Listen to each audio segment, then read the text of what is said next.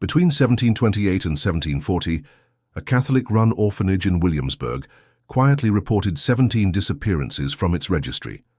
The institution maintained routine communication with the town's authorities, yet offered no formal explanation for the absences.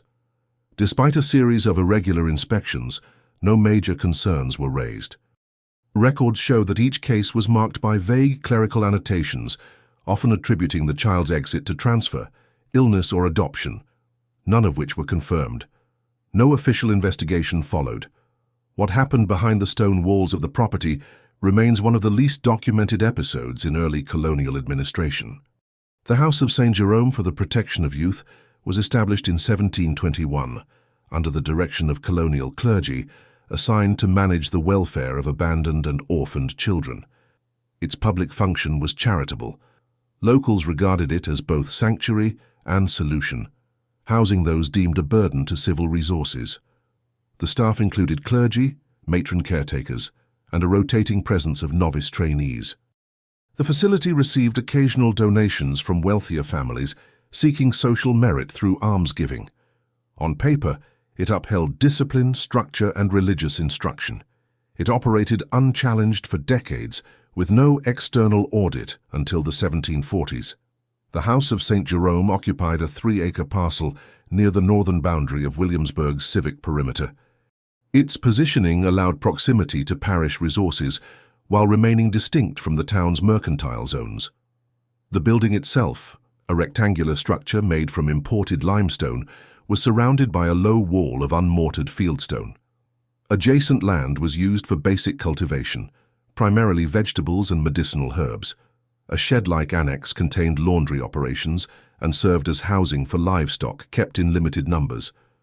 The main building was 2 stories tall, with an attic used primarily for storage and archived correspondence. Public documentation portrayed the institution as both orderly and self-sustaining. Parish newsletters referred to it as a place where discipline and moral instruction coexisted with basic education and structured daily routines. Donor lists published annually included names of shopkeepers, parish elders, and families of standing who contributed in exchange for visibility and standing with diocesan leadership. Internal operations, however, were managed without transparency. No consistent system for third-party review was established before 1741. During the span between its opening and that year, records indicate only 3 formal site visits by external officials, all prearranged and conducted in the presence of supervising clergy. The resident population averaged between 30 and 50 children, most aged between 6 and 15. Entry into the home was usually facilitated through informal agreements between parish leaders and local magistrates. Orphans were rarely named in public documentation. Instead, they were referred to by initials, case numbers, or descriptions such as infant female, approximate age 8, or boy delivered from infirmary. Children remained until placement, apprenticeship, or in some instances unrecorded departure. Staffing lists, as preserved in partial ledgers from 1725 and 1733, reveal a fluctuating structure of internal authority. Permanent personnel included a senior matron, 2 assistant caretakers, and a clerk tasked with maintaining schedules, inventories, and outbound correspondence. Clerical oversight rotated quarterly among assigned priests, whose responsibilities included spiritual instruction, record-keeping, and compliance with diocesan standards. The facility received young novices from surrounding seminaries, often housed temporarily as part of their preliminary formation. These visitors were typically not listed in formal records unless an incident or departure required explanation. The building's upper floor housed the sleeping quarters. According to internal floor plans dated 1727, the western wing contained the boys' dormitory, while the eastern housed girls and infants. Between them lay the room designated for caretakers, separated by a narrow corridor with a locked partition. Heating came from 2 central hearths. Illumination, when provided, relied on whale oil lamps, which were regulated for cost. Furniture was minimal. Wooden bunks were arranged in symmetrical rows, and personal possessions were discouraged unless specifically granted by the supervising staff. Beneath the building lay a root cellar, originally intended for food storage.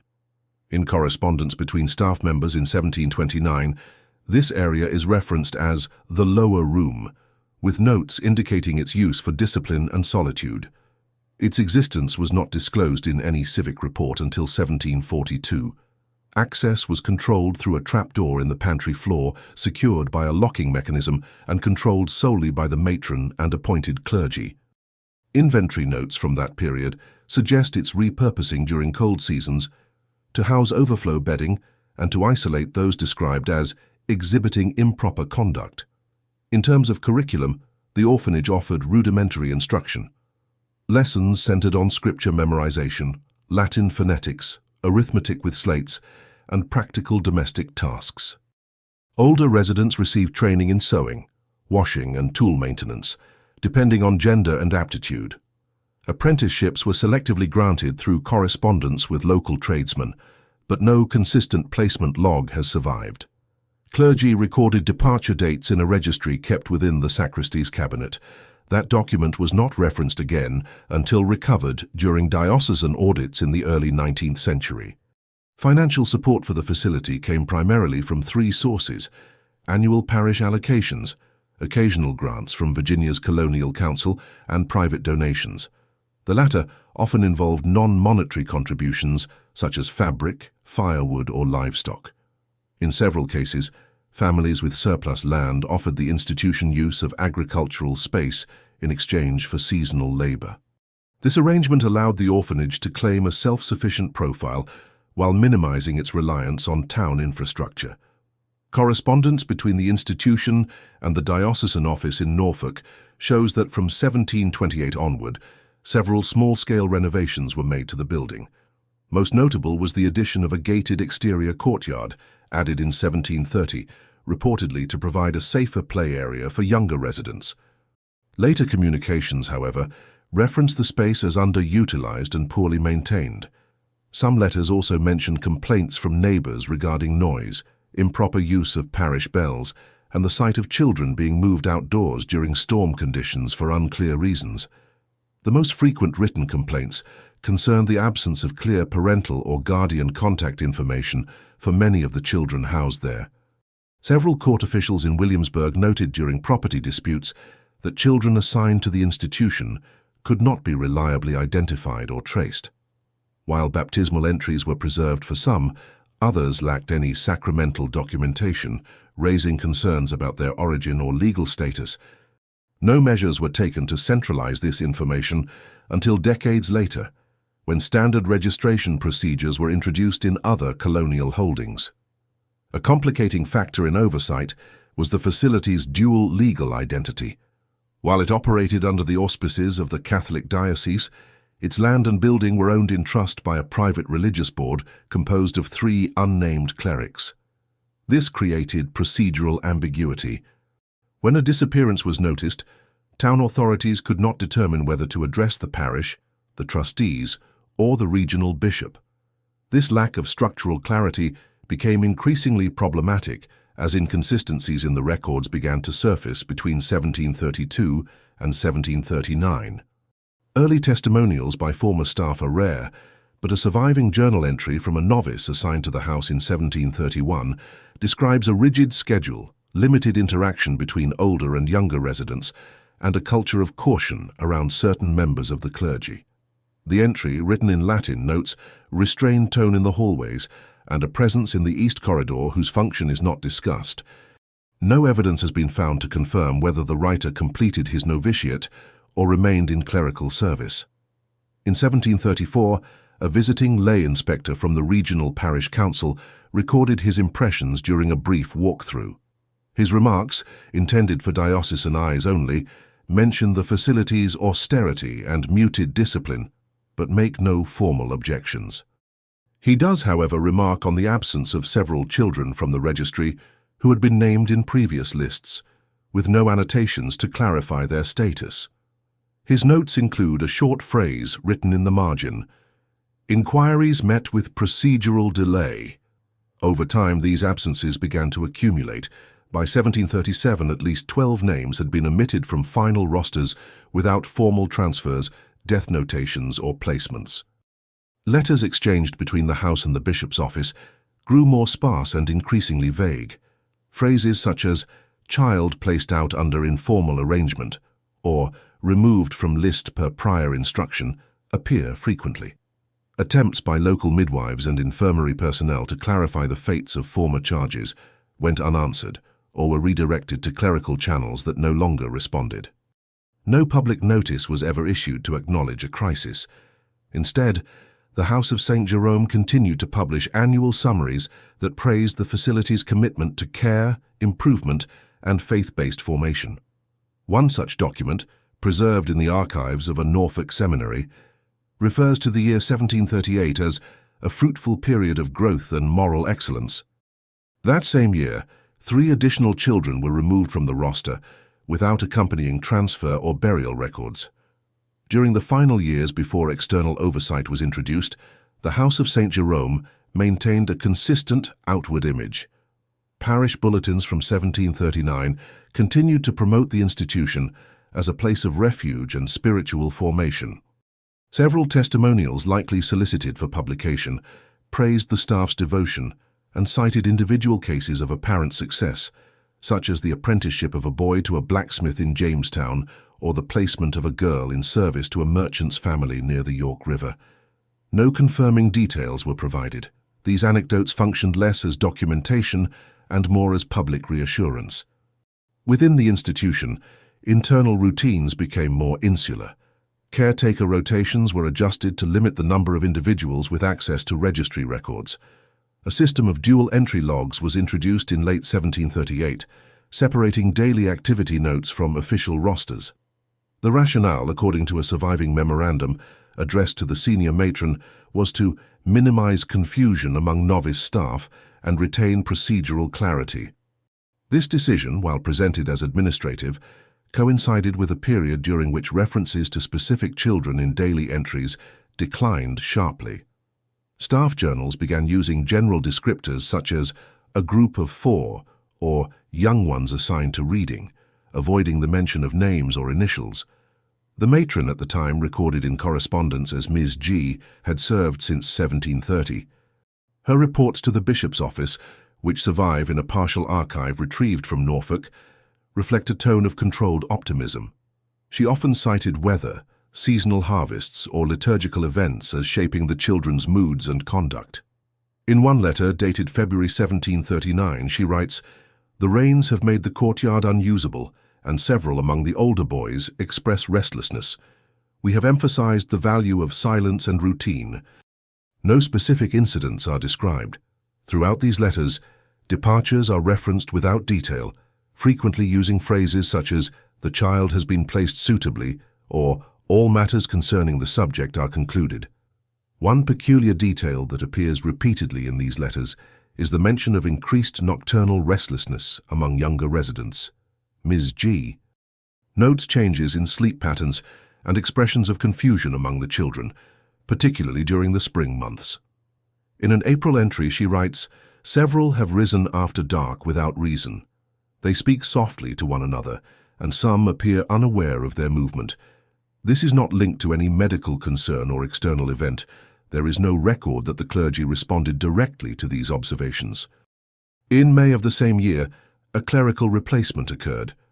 A new supervisory priest, referred to in the records as Father M, assumed spiritual oversight of the institution. He arrived from a mission post along the southern border of the colony and was known for strict adherence to protocol. In his earliest surviving correspondence, he expressed dissatisfaction with the state of inventory records and proposed a new system for storage management.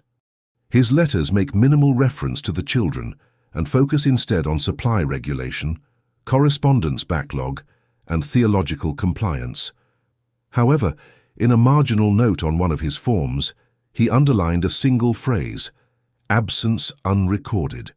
Father M introduced a revised logging method for incoming items. This procedure involved itemized tracking of goods received through parish channels, along with a formal witnessing process that required co-signature from a lay staff member. While ostensibly unrelated to resident activity, this change inadvertently revealed gaps in earlier documentation. A ledger dated June 1739 lists 3 barrels of preserved apples delivered for a population of 43 residents. The following month, a similar delivery was marked for only 37. No departures were recorded in that time frame, and staff counts remained static. These numerical inconsistencies became more difficult to obscure as supply quantities began diverging from public population estimates. Father M's internal notes, though largely administrative, begin to show signs of concern.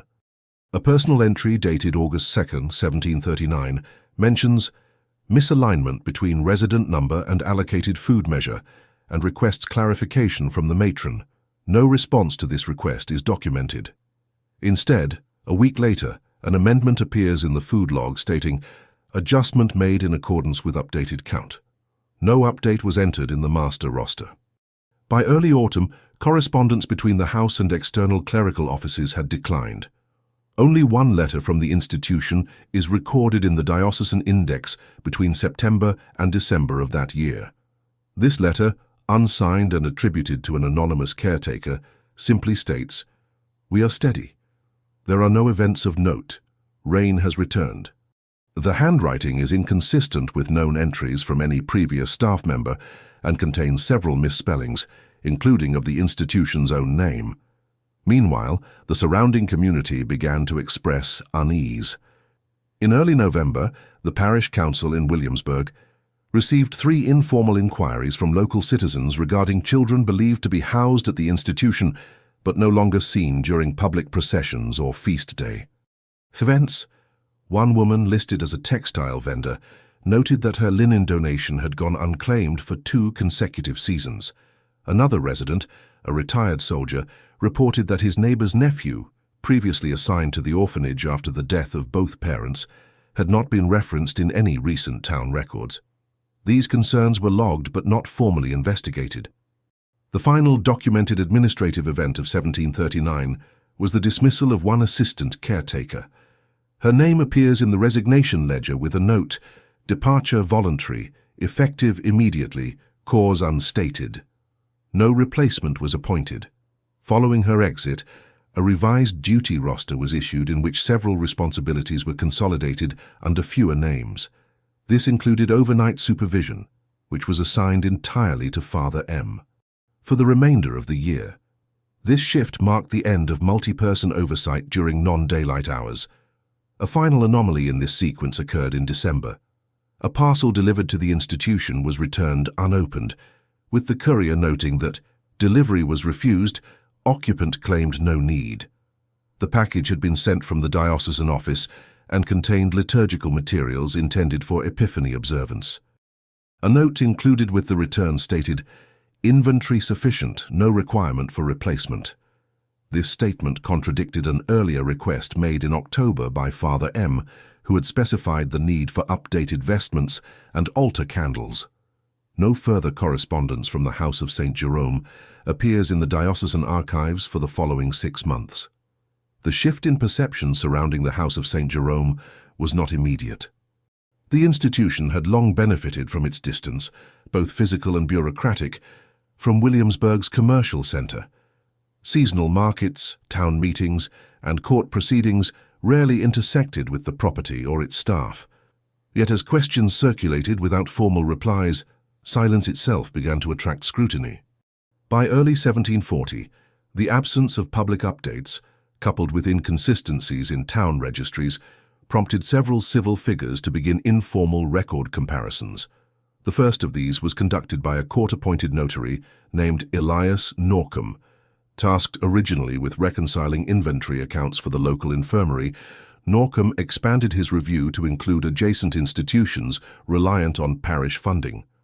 His notes, which appear in the margins of several administrative forms, mention repeated difficulty obtaining up-to-date population figures from St. Jerome. Attempts to retrieve name lists were redirected through clerical intermediaries who provided only partial data. On at least 2 occasions, delivery receipts sent by Norcom's office to the institution remained unsigned and were later found returned without explanation. Within the town's administrative ledgers, patterns emerged that hinted at procedural discontinuities. For example, A shipment of flour recorded in March 1740 was allocated based on an estimated population of 44 children. Yet internal figures from the house's food inventory for that same month referenced only 35. No documented transfers or deaths had been reported. The discrepancy, when raised by Norcombe in a letter to the local parish council, was met with a recommendation to defer to ecclesiastical channels for all inquiries related to resident changes. The matter was not pursued further by council members. A second anomaly emerged from within the orphanage's own communication trail. Several outgoing letters bore postmarks that did not match official delivery schedules. Postal logs maintained by Williamsburg's courier station showed a pattern of correspondence being routed through nearby settlements, often via unofficial carriers. This suggested the possibility that certain communications were deliberately bypassing standard diocesan review. While this was not illegal under colonial code, it placed the house in a category of institutions operating beyond routine oversight. This realization encouraged further observation by individuals outside the church's administrative sphere. Among those who took interest was Agatha Halling, a widow who operated a boarding house near the town square. Halling had once housed 2 girls formerly in the care of the house. In 1735, following the girls' relocation, she had maintained periodic contact with staff at St. Jerome, forwarding winter clothing and seasonal supplies. In a journal entry from April 1740, she noted that her latest parcel had been returned with a new seal, bearing an unfamiliar insignia. The parcel included a note in irregular script, stating only that items have been refused by the guardianship. Halling, who retained the note, later submitted it to town officials during a clerical audit request. Simultaneously, changes in routine behavior at the institution were observed by nearby landowners. One such figure, a man named Joseph Ketter, maintained a modest orchard along the eastern boundary of the orphanage's property. In multiple statements delivered to the town's land council, Ketter described shifts in daily sound patterns. Whereas morning hymnals and midday bells had been audible for years, he reported an extended silence from late February through spring. Additionally, he noted that the entrance gates, typically opened each day during light hours, remained closed for long periods. This change, he stated, began around the time a delivery cart was seen departing the premises without making its scheduled return. Ketter's observations were recorded, but not investigated. Colonial practice did not obligate private religious institutions to account for internal scheduling adjustments unless complaints of legal or civil concern were formally filed. Nonetheless, these minor accounts, when collected into administrative notes, were retained by the Office of Magistrate Loring, a municipal clerk tasked with documenting irregularities in institutional behavior for future reference. Loring's archive, partially intact, reveals an increasing volume of such entries during the first half of 1740. One factor complicating these early signals was the simultaneous deterioration of neighboring facilities. The town infirmary faced personnel shortages that spring due to outbreaks of seasonal illness, diverting attention from longer-term audits. Several figures in the parish's education bureau also resigned in April, leaving correspondence from smaller institutions unattended for weeks. This gap in clerical continuity allowed anomalies at the House of St. Jerome to persist without immediate confrontation. Letters sent to the diocesan office in Norfolk during this time reference general disorganization among southern posts and recommend a period of leniency before any site. Evaluations are conducted. Amid these delays, a single clerical reassignment prompted renewed attention. Father M., whose oversight of the institution had remained uninterrupted since the previous summer, was abruptly reassigned to a settlement near the Roanoke border. The reassignment order, dated May 12, 1740, cited no cause, but included a replacement directive appointing a visiting cleric from Maryland named Father L. Upon his arrival in Williamsburg, Father L. presented credentials to the parish council, but received limited orientation. His journals, discovered decades later in a seminary archive, provide the first detailed interior description of the house in over a year. In his earliest entry, dated May 21st, Father L. remarks on the institutional atmosphere as quiet but unusually underpopulated. He describes dormitory spaces with several beds stripped of linen, empty study halls and a disused courtyard. His impression, recorded with academic detachment, was that the site was in a state of transition, possibly following seasonal placement. However, he also notes the absence of accompanying documents to confirm these placements. Inventory cabinets contained incomplete entries, and the chapel's sacramental registry had not been updated since the prior winter. Over the next 3 weeks, Father L. initiated a reconciliation process between physical presence and listed enrollment. His records show that 17 names listed in the master roster did not correspond to any child present at the facility. Of those, 5 had no placement records, and 6 were marked with ambiguous notations such as pending or placed externally. The remaining 6 were unaccounted for entirely. Inquiries to surrounding parishes yielded no confirmation of recent placements. Father L's request for clarification from the prior administration went unanswered. Notes indicate that a message sent to Father M's new post remained undelivered. Realizing the scope of the discrepancy, Father L submitted a sealed memorandum to the diocesan office, requesting formal audit authorization. His petition emphasized the lack of internal coherence and the absence of required documentation. While awaiting response, he conducted interviews with remaining staff who offered conflicting explanations for the missing records. The senior caretaker claimed that many children had been relocated during the winter to affiliated missions, but was unable to produce destination details. The assistant caretaker attributed the absences to early apprenticeships arranged through non-standard channels. No witnesses could confirm the departure of the 17 children in question. No exit logs, transport confirmations, or third-party acknowledgements existed. This absence of evidence became the focal point of Father L's subsequent report, in which he stated, "Procedural irregularity is systemic and appears to have been maintained without question for at least 12 months. The report, dated June 14, 1740, was the first official document to use the term unverified absence in relation to the House of St. Jerome.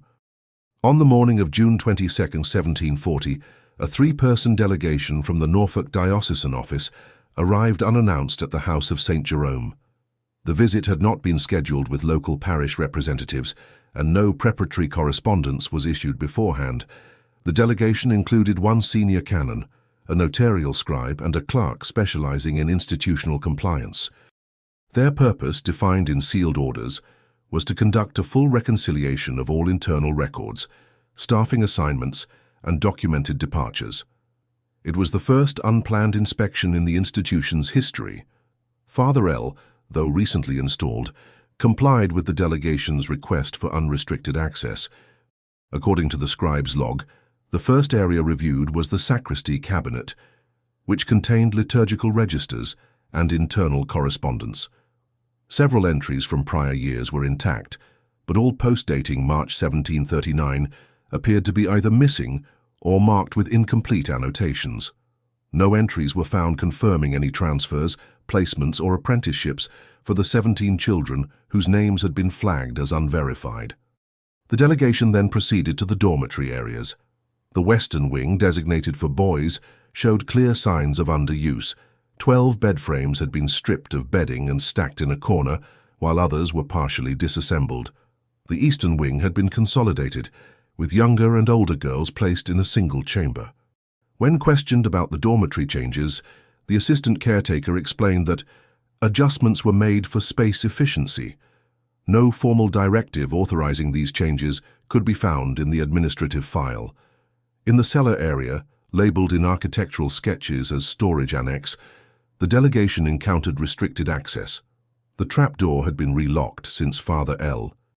As initial review, and the key was not in the main ring kept by staff. A request for entry was denied on the grounds that the area contained items not relevant to clerical review. This refusal was recorded and appended to the inspection log as a procedural obstruction. Later notes from the clerk indicate that the key was eventually recovered from the former matron's personal effects, located in a sealed chest held by the parish storehouse. The contents of the cellar were not reviewed until the subsequent phase of the inquiry. The delegation's afternoon sessions focused on interviews. The first was with the remaining staff caretaker, a woman identified as having been present since 1736. She stated that in the previous year, an arrangement had been made with external parishes to accept residents during seasonal shortages. When asked for specific locations, she named 3 parishes, none of which had acknowledged any new placements in recent diocesan updates. The canon requested written confirmation, which she was unable to provide. Next, the delegation reviewed correspondence logs.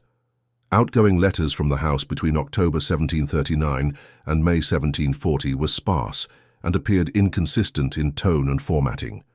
Several bore seals not recognized by the diocesan archive. One envelope, dated November 2nd, contained a partial list of names, all crossed out in ink. No sender was identified, and the handwriting did not match any known staff. The envelope was addressed to a recipient in Maryland, though the town listed no longer existed as of 1740. The document was retained for later verification. The final stage of the inspection involved the chapel and its surrounding grounds. A side building, used for storage of surplus vestments and instructional materials, had been repurposed. Inside were crates containing unused candle stock, tattered hymnals, and multiple sealed bundles of clothing. Among the items were labeled parcels bearing the initials of former residents. None of the items had been listed in the official property register. When questioned, staff claimed these items had been left behind during placement. However, no entries in the departure log supported this explanation. By evening, the delegation had compiled 47 distinct anomalies across physical records, staff testimony, and property inventories. A summary report was drafted and dispatched under seal to the bishop's office. It concluded that while no immediate evidence of civil breach was present, the facility exhibited patterns inconsistent with accepted operational norms. The language avoided direct accusations, instead highlighting a notable absence of procedural verification and chronic discontinuity in record management. The report also recommended temporary suspension of new resident intake and appointment of a provisional administrative board. In response, the diocesan office issued a public bulletin affirming its commitment to institutional transparency. The statement, circulated in local parishes, did not name the House of St. Jerome, but referenced a southern diocesan affiliate undergoing operational review. It concluded with a general reminder of the importance of maintaining accurate records and adhering to sanctioned placement protocols. For the community of Williamsburg, the message was interpreted as confirmation that concerns had reached ecclesiastical attention, though no direct consequences followed. That summer, the institution continued to function under provisional status. Father L. remained on site, tasked with preparing a comprehensive inventory of all present residents, property assets, and internal documents. His notes during this time reveal persistent administrative gaps. He struggled to reconcile existing supply levels with the fluctuating number of residents, and outgoing correspondence to potential placement families received few replies. Notably, he reported that internal staff morale was low, with limited engagement in daily routines and reluctance to answer questions regarding past procedures. A review of personnel records revealed that no formal contracts had been issued to caretakers after 1738. Instead, staff were compensated through discretionary stipends funded by private donation, limiting the institution's accountability. This arrangement complicated any disciplinary measures or reappointments. One caretaker resigned in August 1740, citing illness, though no physician's record supported the claim. Her duties were divided between the remaining staff and a temporary assistant borrowed from a parish schoolhouse. As autumn approached, Father L. initiated a public outreach effort. Notices were posted at local churches and along main trade roads, requesting information from families who had previously interacted with the house. Several replies arrived, but none provided verifiable placement confirmation. One letter, unsigned and postmarked from Chesterfield, claimed that 2 boys had been taken from the institution the previous winter by private arrangement. No further details were included. Another letter referenced a child spoken of, never returned, but the sender failed to include names or dates. The accumulation of uncertainty placed strain on the institution's reputation. A merchant in the town square removed the house from his annual donation list. A parish elder declined to renew a seasonal produce allotment, citing unstable administrative practices. These actions, though limited in scope, marked a visible departure from the unquestioned public support the house had previously enjoyed. In late October, the key to the cellar was recovered. Father L., accompanied by a diocesan clerk and a local tradesman, opened the lower chamber for inspection. According to the notes filed afterward, the room contained several crates of expired supplies, broken furniture, and parchment bundles dated prior to 1735. No official resident records were found.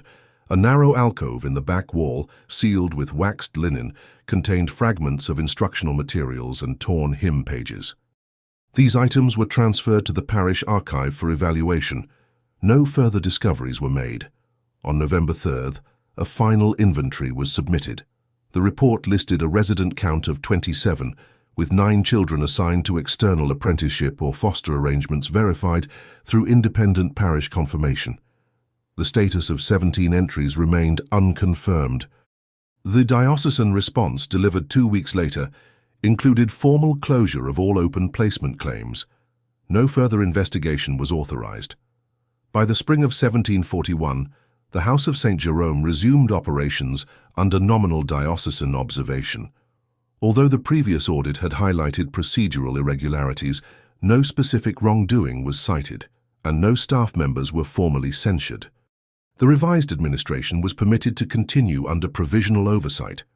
However, within several months, discrepancies resurfaced in the form of altered rosters and absence of follow-up documentation for newly admitted residents. The revised roster submitted in March listed 32 children.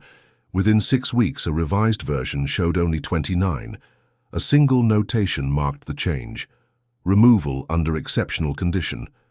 No file, correspondence, or receipt accompanied the phrase. When diocesan staff requested clarification, the institution responded with an unsigned letter referencing pre-existing arrangements dating to the prior administration. The vague response prompted the regional vicar to issue a temporary freeze on new admissions. The action, although framed as procedural, marked a subtle but important shift in diocesan posture. Despite the administrative freeze, internal activity at the house continued. Several new novice assistants were brought in from nearby missions. These individuals were assigned observational duties with no direct access to clerical records. Their reports, however, were retained in private journals. One such account, authored by a novice named Elric M., described evening routines and staff meetings conducted in separate quarters. His entries mentioned repeated references to prior assignments and adjustments made before record. These phrases appeared consistently across entries between April and July, but were never elaborated upon. Around this time, an unrelated legal inquiry, initiated by a merchant in the town's port district, brought renewed attention to the orphanage. The merchant, attempting to establish hereditary ownership of a small estate left by a deceased cousin, submitted a formal inquiry into the cousin's child, believed to have been transferred to the House of St. Jerome after the death of both parents. The child's name appeared in the 1738 registry, but no subsequent placement or death record existed. The diocesan archive was unable to verify any trace after the 1739 entry. The merchant petitioned the town magistrate to assist in clarifying the ward's legal status. Magistrate Loring, already familiar with earlier reports involving the institution, ordered an archival retrieval of all surviving orphanage records from 1737 to 1741. While several ledgers were available, the specific register containing entries from the winter of 1738 had been removed from its binding and filed separately. The remaining pages bore irregular markings, including overwrites and marginal annotations in at least 3 distinct handwritings. Most notable among them was a list of initials paired with abbreviated locations, many of which did not correspond to known towns, settlements, or surnames. Upon review, Loring issued a request for formal verification of 7 individuals listed during the contested year.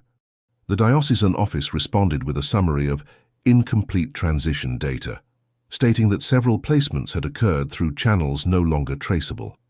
In one instance, A name marked JM was said to have been relocated to Eastern Territory by directive, though no such directive was preserved or referenced elsewhere. The bishop's office declined to pursue the matter further, citing lack of civil jurisdiction over ecclesiastical transfers during that period. Independently, Loring drafted an affidavit summarizing the record inconsistencies and forwarded it to the regional court in Richmond. Although the case did not result in legal action, it triggered a re-evaluation of archival policies governing religious institutions with custody over dependence. The court proposed a series of standardizations, including routine census submissions, third-party exit confirmations, and identification protocols. These measures, while not enforceable upon past cases, represented a quiet turning point in expectations regarding institutional record-keeping. As the new administrative term advanced, Father L. sought to re-establish credibility through regular public engagement. He opened the orphanage courtyard for visitation on feast days and began hosting prayer gatherings that included selected members of the community. Despite these efforts, internal disorganization persisted. In one inspection record dated August 3rd, a visiting vicar noted that meal preparations were uneven, educational schedules were unposted, and caretaker rotations were informally arranged. The report concluded that structural strain remains, though atmosphere is peaceful. One detail in that same report, however, received separate attention. The vicar recorded that during his tour, he encountered 3 children whose names did not appear on the updated registry submitted 2 weeks earlier. When asked about the discrepancy, staff explained that the entries had not yet been confirmed by official placement. Further inquiry revealed that no documentation existed for their arrival. Subsequent attempts to verify their origin produced no result. These 3 children were later included in a supplementary list marked pending formal registration. No resolution followed. Late in the year, a routine shipment from a town produce merchant revealed further inconsistencies. The delivery, based on an order signed by the institution, included quantities of vegetables and dried goods suitable for over 40 residents. At that time, the official count remained 31. When questioned, the merchant presented the signed order form, which bore the initials of a staff member no longer in service. The form had been dated 2 months prior. Upon investigation, it was determined that the document had been retained and reissued under the same date. The explanation given was anticipation of future intake. No new arrivals were recorded during that period. The merchant's account, when relayed to the town's trade association, prompted a request for clarification from the institution. A letter from Father L. assured that procurement methods would be reviewed and standardized. However, no amendment was made to the purchase log. The incident was added to a growing file maintained by the Parish Supply Committee, which included previous cases of misaligned resource allocation. By December, a pattern had solidified. While public-facing operations at the House of St. Jerome appeared stable, internal documents revealed a persistent reliance on provisional entries, ambiguous placement terminology, and retroactive justifications. No new investigation was authorized, but several parish officials began issuing statements during council meetings advising caution in relation to unsupervised institutional logistics. These statements, framed in non-specific language, emphasized the importance of oversight during periods of clerical transition. Meanwhile, the fate of the 17 children flagged in the prior year's report remained unaddressed. No new leads emerged. The bishop's office reaffirmed its position that past administrative gaps, while regrettable, did not indicate systemic failure. Public communication from the diocese returned to routine matters, building restorations, missionary outreach, and catechism enrollment. The House of St. Jerome remained listed in the annual parish directory as a functioning residential facility for dependent minors, with no annotation regarding its recent history. Chapter 3, Part 1, completed.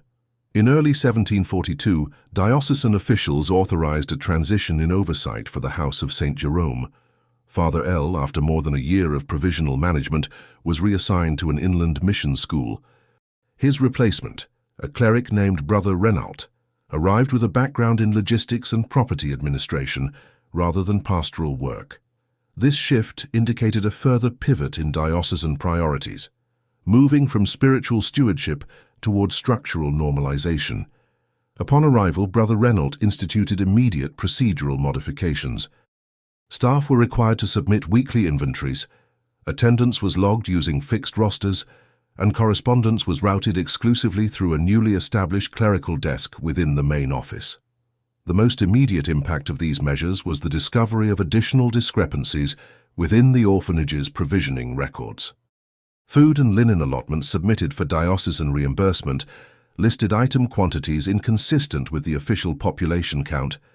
In particular, orders placed during the first quarter of 1742 matched figures from a period when as many as 12 fewer residents were listed.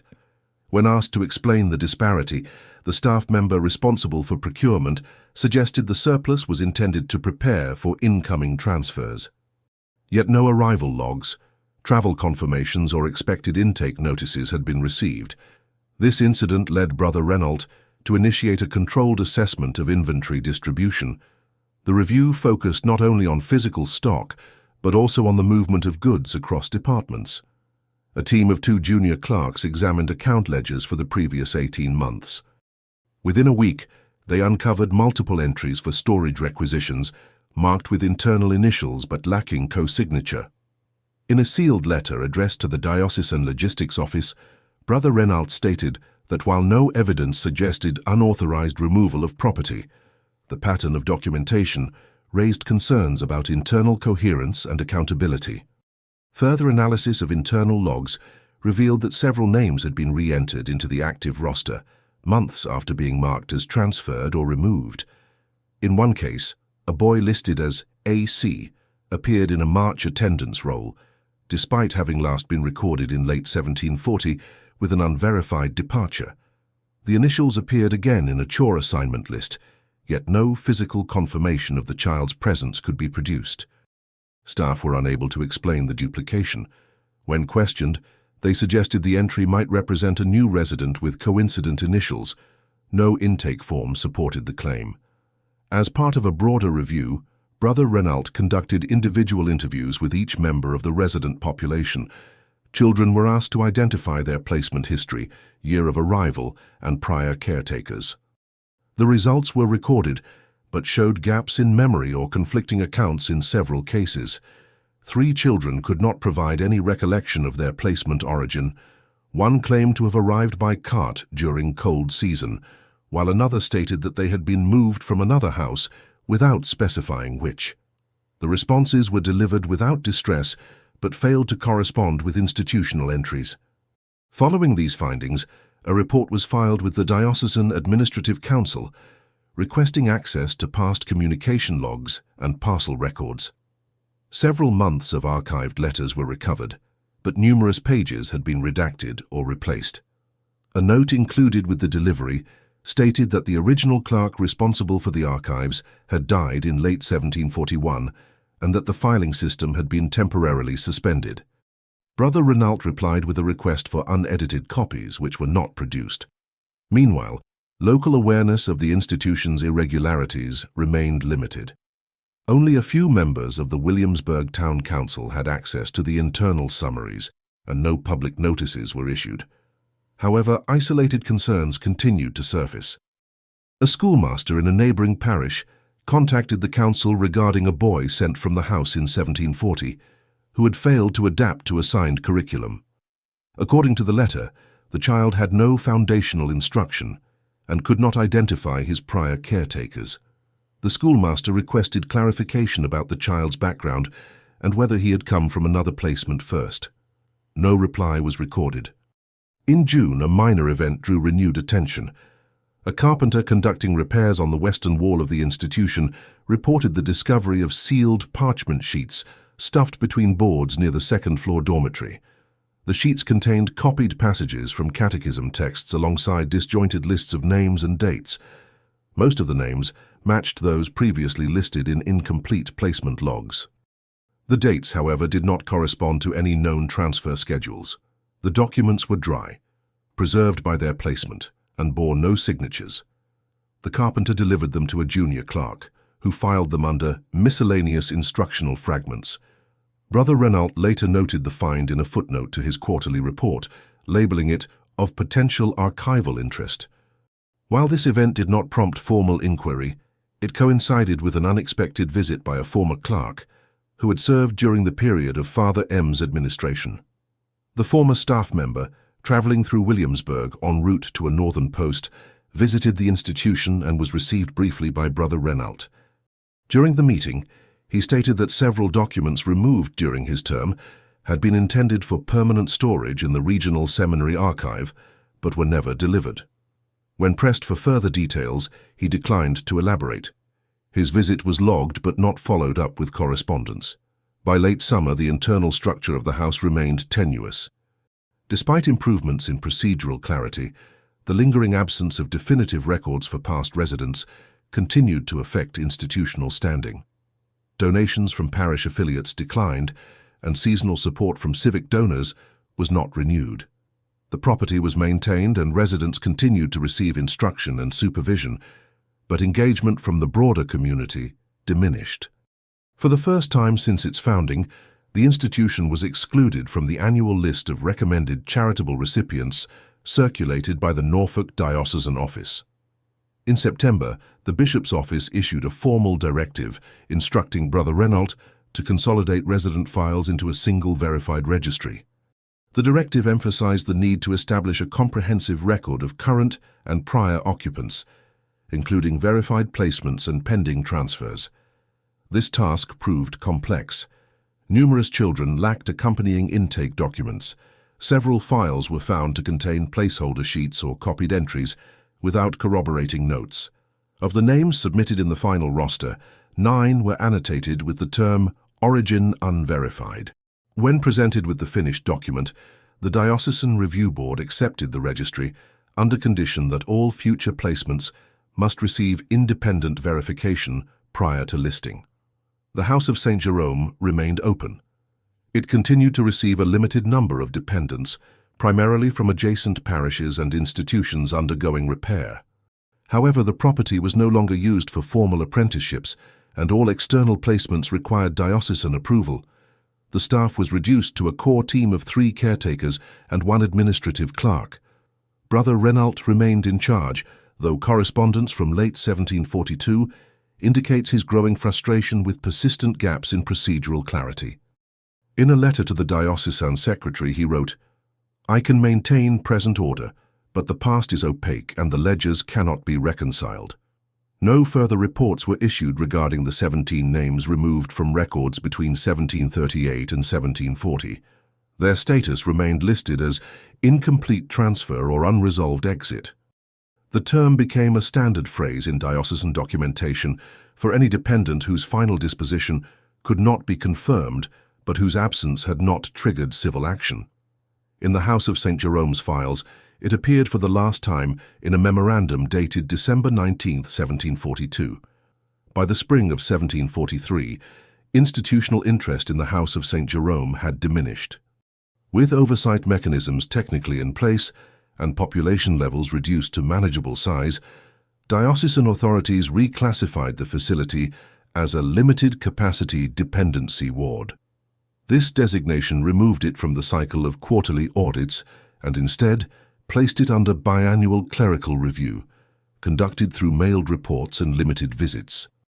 The administrative tone adopted from that point forward emphasized stability, forward management, and caution against retrospective inquiry. Correspondence among diocesan officials used terms like closure on historical uncertainty and emphasis on restorative stewardship. Inside the institution, the day-to-day operations continued under the same reduced staff structure. Brother Renault, still overseeing all major functions, maintained strict routines and an abbreviated educational program. The population stabilized at 20 to 25 residents, none of whom had been admitted before 1741. These children, drawn from local parishes and infirmaries, were documented upon entry with new standardized forms, including baptismal records, guardian relinquishment signatures, and clergy confirmation. Each file was verified through dual entries, one held on site, one maintained in the diocesan registrar in Norfolk. Physical maintenance of the property became a concern during this period. Roof repairs were delayed due to funding reallocations, and reports from caretakers indicated drafts entering the eastern dormitory during cold months. The chapel hearths, once maintained by clergy, were now serviced by hired tradesmen who visited monthly from Williamsburg. Several unused rooms, including the secondary study hall and the former sewing room, were locked indefinitely. Inventories of these spaces showed no use since 1740, and no requests were made to repurpose them. Their presence was noted in the facility's layout, but excluded from active duty schedules. A new procedural development emerged in the form of annual civic registration. Beginning in 1744, institutions housing dependents within the jurisdiction of Williamsburg were required to submit resident totals to the town magistrate's office each December. While nominally a tax regulation, the change offered the first external civic mechanism to cross-reference institutional population data. In the first submission from the House of St. Jerome, the registered number of dependents was 22. The diocesan ledger for the same month recorded 23. A follow-up inquiry yielded the explanation that one child had been relocated to another parish after the civic form had been completed, but before year-end. Although accepted at the time, the explanation would later appear in a string of similar cases. Over the next 3 years, civic and diocesan tallies would diverge 6 times. The differences were minor, no more than 1 or 2 individuals per year, but the trend became visible to town administrators tracking civic compliance. Notes from the magistrate's office include marginal annotations such as unverified differential and no transfer form appended. However, no penalties were applied, as the institution was still considered a religious facility and not subject to full civic inspection. In 1745, Brother Renault submitted a proposal requesting exemption from the registration process, arguing that redundancy with diocesan review created confusion. The proposal was not granted. The town council responded with a non-binding advisory, urging clearer communication between clerical and civil authorities. No immediate consequences followed. However, subsequent registration forms submitted by the House included disclaimers noting potential adjustments pending formal confirmation. Throughout this time, the subject of unresolved entries from the prior decade faded from public discussion. The term unverified exit remained embedded in internal documentation, but was gradually phased out of printed summaries. Parish circulars ceased mentioning historical intake figures, and donor communications highlighted recent placements only. The few families who had previously inquired about former residents received letters stating that placement records from the era in question were incomplete due to administrative transition. No further outreach occurred. A brief exception took place in early 1746 when the Norfolk Diocesan Archive began compiling historical summaries of its institutions for inclusion in a larger ecclesiastical record. The House of St. Jerome was assigned a junior cleric to assist in document retrieval. The assigned individual, Brother S., arrived with no prior knowledge of the facility's record irregularities. In letters preserved from his temporary assignment, he notes frustration with missing transfer sheets, fragmented entry logs, and lists without annotation. After 3 weeks, he submitted a summary declaring the period from 1735 to 1740 insufficiently documented for historical record. His findings were accepted without dispute. This moment effectively concluded all diocesan-level attempts to reconcile or clarify past gaps in the House's administration. From that point forward, institutional memory reoriented toward preservation and forward documentation. The children residing at the facility during this new era received routine spiritual instruction, periodic medical reviews, and structured placement evaluations. Each placement involved a cleric's signature, receiving parish acknowledgement and civic notation. The audit logs from 1746 to 1752 show uninterrupted procedural compliance. Nonetheless, occasional indirect reminders of the earlier era surfaced. In 1747, a clerk organizing surplus material for shipment discovered a drawer in the former clerk's cabinet containing unopened letters addressed to families whose children had been registered in the late 1730s. The envelopes, still sealed, bore outdated diocesan return stamps. Upon inspection, the letters were determined to be generic placement updates, unsigned and lacking specific recipient names. Most of the families listed as addressees were no longer traceable in the parish registry. The draw's contents were removed and stored in the diocesan archive, but not catalogued. Similarly, a survey conducted in 1749 of property lines between the house and neighboring orchards prompted access to land documents dated from 1726 through 1742. One included a boundary certification signed by Father M, listing the institution's resident population as in excess of 50 with recent adjustments.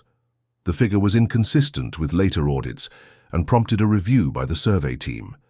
After consulting diocesan records, the note was attributed to overestimation for allocation purposes. No changes to land use were made, and the document was returned to the archive with a note advising against using population estimates in future property matters. The final structural change came in 1750, when the Norfolk Diocesan Office approved the consolidation of 3 smaller dependency homes into a new facility built 15 miles inland. The House of St. Jerome was excluded from this initiative, but was ordered to limit new intake to no more than 8 per year. This marked the beginning of the institution's gradual reduction in function. By 1752, the resident count had decreased to 14, and 2 of the 4 operational rooms were sealed for seasonal closure. At the end of that year, Brother Renault submitted a request for retirement. In his final report he stated, "Procedures are sound, oversight consistent, and present affairs ordered. Prior matters remain incomplete, but are now of archival concern." The bishop approved his resignation, and the house was placed under temporary administrative care pending reassignment. The report was filed without comment. No mention was made of the unresolved names, and no action was taken to revisit prior investigations. The years following Brother Renault's departure brought further reduction to the House of St. Jerome's operations. With no immediate replacement assigned, oversight duties were divided between 2 assistant caretakers and a rotating clerical visitor from the parish school in York. These visitors conducted weekly prayers, recorded minor updates, and assisted with correspondence, but held no direct authority over placements or staffing. The lack of permanent leadership prompted a procedural shift, wherein the diocesan registrar required all outgoing documents to be countersigned by an external cleric. This measure introduced delays, but helped ensure consistency in official records during the interim. In early 1753, diocesan officials formally reclassified the institution as a low-occupancy transitional ward. Under this designation, it no longer received apprenticeships, mission assignments, or formal transfers. Instead, children arriving from surrounding parishes were placed on a temporary basis, pending permanent relocation to the newer regional facility inland. The house became a holding station, handling no more than 12 dependents at any one time. Food shipments were adjusted accordingly, and the property's secondary kitchen was shuttered. Of the original staff, only 1 caretaker remained active beyond that year. Property maintenance continued at minimal levels. Vegetation overtook the perimeter wall, and the gated courtyard was used only sporadically. According to maintenance reports filed in the Norfolk Parish District, minor structural concerns were noted in the southern hallway and cellar entrance, though no repairs were authorized. The lower level remained sealed, and its inventory list was removed from circulation. When asked about its use, the caretaker on duty stated that the area no longer served an instructional or housing function. No items were extracted from that space during the remainder of the decade. Children residing at the institution during this phase were placed with increased speed, typically remaining fewer than 6 months. Clerical visitors, instructed to prioritize transfer coordination, created abbreviated intake forms for expedience. The new format included only name, age, and receiving parish. Origin details were listed as not applicable unless prior documentation existed. In some cases, children arrived without identification. These cases were assigned initials and dates upon entry, with no retrospective inquiry. Despite these limitations, diocesan summaries for the years 1753 through 1756 reported full compliance. Each quarterly report listed all names of current residents, dates of arrival, and intended transfer destinations. Placement updates were marked with single-line notations such as relocated or assignment fulfilled. These summaries were filed into a new registry series under the heading Short-Term Holding Locations. No mention of the institution's prior classification was included. The previous registries remained archived, but were no longer referenced in ongoing operations. By 1757, only 9 children remained. The schoolhouse functions were suspended, and no formal educational schedule was maintained. Children were engaged in maintenance tasks, meal preparation, and religious services. A notice posted by the Diocesan Logistics Office advised that the facility would no longer receive winter deliveries and should request dry goods through the regional supply office if needed. The institution complied without objection. That winter, no visitors were recorded and no letters were filed. In April of 1758, the diocesan office released a report on property use across its holdings.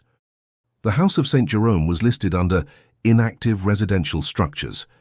No closure order was issued, but a recommendation was made to assess the structure's long-term viability. A survey team visited the property in June and recorded its condition. According to their report, the roof remained intact, the hearths functional, and the chapel undisturbed. However, signs of disuse were noted in the dormitories and courtyard, and several windows had been boarded over.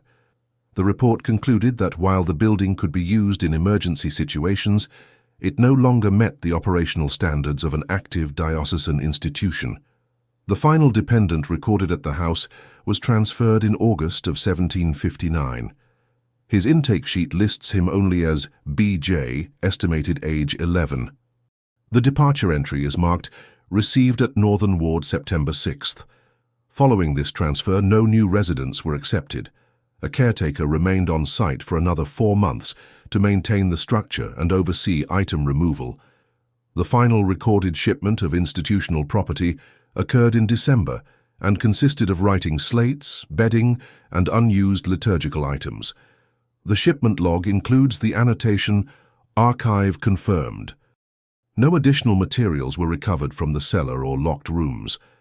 On January 2, 1760, the diocesan registry marked the property as dormant.